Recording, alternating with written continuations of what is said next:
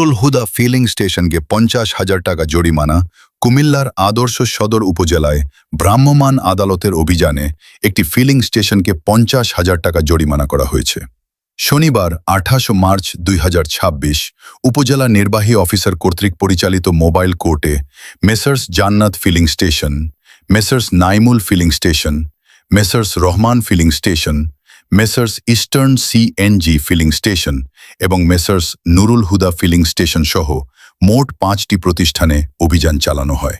অভিযানকালে তেলের মজুতের সঙ্গে স্টক রেজিস্টারের তথ্যের মিল, কৃত্রিম সংকট সৃষ্টি এবং পরিমাপে কম দেওয়া সহ ভোক্তা অধিকার লঙ্ঘনের বিভিন্ন বিষয় খতিয়ে দেখা হয়।